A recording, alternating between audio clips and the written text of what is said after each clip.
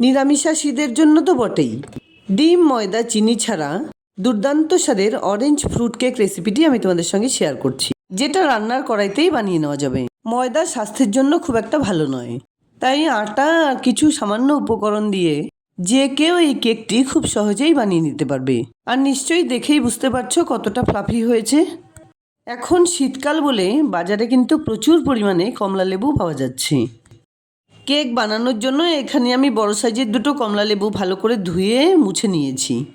একটা কমলা হালকা হালকা করে গ্রেট করে একটুখানি এক্সট্রাক্ট বের করে রেখে খোসা ছাড়িয়ে এক একটা কোয়া বের করে তার থেকে ভেতরের বীজ ছাড়িয়ে একটা মিক্সার গ্রাইন্ডারে তুলে নিচ্ছি।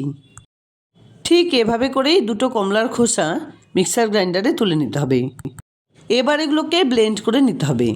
এখানে কিন্তু একটা কথা মনে রাখতে হবে, যাতে কমলার বীজ সহ ব্লেন্ড না হয়ে যায়, তাহলে কিন্তু কেকটা তেতো হয়ে যাবে। এবার একটা ছাঁকনিতে তুলে নিয়ে সমস্ত কমলার জুসটা বের করে নিতে হবে। এর মধ্যে দিয়ে দিলাম হাফ কাপ টুটি ফুটি আর সঙ্গে কিছু ব্ল্যাক গ্রেপস। ভালোভাবে মিক্স করে 15-20 মিনিট এভাবে রেখে দিলে ড্রাই ফ্রুটসগুলো খুব সুন্দর নরম হয়ে যাবে।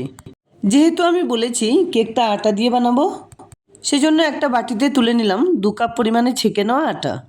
এর মধ্যে দিয়ে দিলাম 1/4 চামচ নুন, 1/4 চামচ এলাচ আর দারচিনি গুঁড়ো, 1 চা চামচ বেকিং পাউডার আর 1/4 চামচ বেকিং সোডা দিয়ে খুব ভালোভাবে মিক্স করে রেখে দিলাম।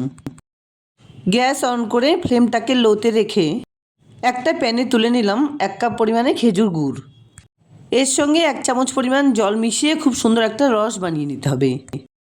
15-20 মিনিট পর রেডি করে রাখা আটার মধ্যে টুটি ফুটি মেশানো অরেঞ্জ জুসটা ঢেলে দিলাম। এর সঙ্গে দিয়ে দিলাম 1 চামচ ভ্যানিলা এসেন্স আর সঙ্গে দিলাম অরেঞ্জ এক্সট্রাক্ট। এবার সব কিছু একসঙ্গে করে এক সাইড থেকে ঘুরিয়ে ঘুরিয়ে খুব সুন্দর করে মিক্স করে নিতে হবে। কিছুক্ষণ মিক্স করে নেবার পর মিশিয়ে দিলাম হাফ কাপ পরিমাণে সাদা তেল। এখানে কিন্তু তোমরা তোমাদের পছন্দ মতো অবশ্যই মেল্টেড বাটারও ব্যবহার করতে পারো। কেকের ব্যাটার বানানোর জন্য অবশ্যই কিন্তু এক সাইড থেকে এভাবে বিট করে নিলে ভালো হয়। ব্যাটারটা রেডি করার আগেও এই কাজটা করে নিতে পারো, তাছাড়া ব্যাটার রেডি করার আগেও করে নিতে পারো। এখানে আমি একটা অ্যালুমিনিয়ামের কেক টিন নিয়েছি। এর ভেতরে খুব সুন্দর করে তেল ব্রাশ করে নিয়ে 1 চামচ পরিমাণ ময়দা দিয়ে এভাবে একটু কোট করে নিচ্ছি, যাতে কেকটা বেক হবার পর ইজিলি উঠে আসে। তোমাদের কাছে যদি বাটার পেপার থাকে তাহলে সেটাও ব্যবহার করতে পারো। এবার এর ঠিক মাঝখানে কেকের ব্যাটারটা ঢেলে দিচ্ছি। আটা দিয়েও যে এত সুন্দর কেক বানানো যায়, এই ভিডিওটা না দেখলে কোনো মতেই বিশ্বাস করতে পারবে না। সমস্ত ব্যাটারটা ঢেলে নেবার পর হাত দিয়ে আমি একটু এভাবে ট্যাপ করে নিলাম, যাতে কোনো রকম বাবলস থাকলে সেগুলো বেরিয়ে যায় আর কেকের ভেতরে কোনো রকম গর্ত তৈরি না হয়।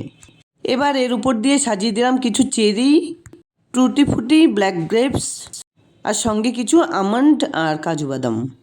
তোমরা তোমাদের পছন্দ মতো ড্রাই ফ্রুটস দিয়ে সাজিয়ে নিতে পারো, যেটা বাচ্চাদের খুব পছন্দ হবে। 5-7 মিনিট আগে থেকেই কড়াইতে নুন ছড়িয়ে একটা আয়রন স্ট্যান্ড বসিয়ে গরম করে নিয়েছিলাম। এবার কেক টিনটা আয়রন স্ট্যান্ডের ঠিক মাঝখানে সেট করে দিয়ে ছোট্ট একটা আটার ডেলা দিয়ে এয়ারটাইট কভারের ঢাকনাটা লাগিয়ে দিলাম। এবার গ্যাসের ফ্লেমটাকে লোতে রেখে কেকটাকে বেক করে নিতে হবে। মোটামুটি 25-30 মিনিট পর একবার চেক করে নিচ্ছি। জাস্ট দেখো একবার কেকটা কি সুন্দরভাবে বেক হয়েছে। একবার কাছ থেকে দেখে নাও। একটা টুথপিক গেঁথে জাস্ট একবার চেক করে নিচ্ছি। টুথপিকটা যদি ক্লিয়ার আসে তাহলে বুঝতে হবে কেকটা সুন্দরভাবে বেক হয়েছে। ন্যাচারালি কেক বেক হবার কিন্তু পারফেক্ট কোনো টাইম হয় না। গ্যাসের ফ্লেম অনুযায়ী 20 মিনিটও লাগতে পারে বা 30 মিনিটও লাগতে পারে বা 40 মিনিটও লাগতে পারে। নর্মাল হয়ে এলে কেকটাকে নামিয়ে এবার উল্টে দিচ্ছি। দেখো কেকটা বেক হয়ে যাবার পর কেকের বোলটা কতটা সুন্দরভাবে পরিষ্কার রয়েছে।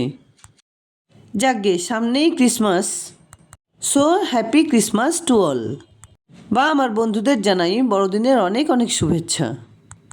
যাই হোক, মাইক্রোওভেন বা ডিম, চিনি, ময়দা ছাড়াও শুধুমাত্র আটা দিয়ে তৈরি দুর্দান্ত স্বাদের কেক একদম রেডি। বানানোর প্রসেসটা ভালো লাগলে লাইক, শেয়ার, কমেন্টস করতে ভুলবে না প্লিজ। আর এরকম নিত্য নতুন রেসিপি দেখার জন্য প্লিজ পেজটাকে ফলো করে নিও। দেখা হচ্ছে নতুন কোনো রেসিপি নিয়ে। ভালো থেকো, ধন্যবাদ।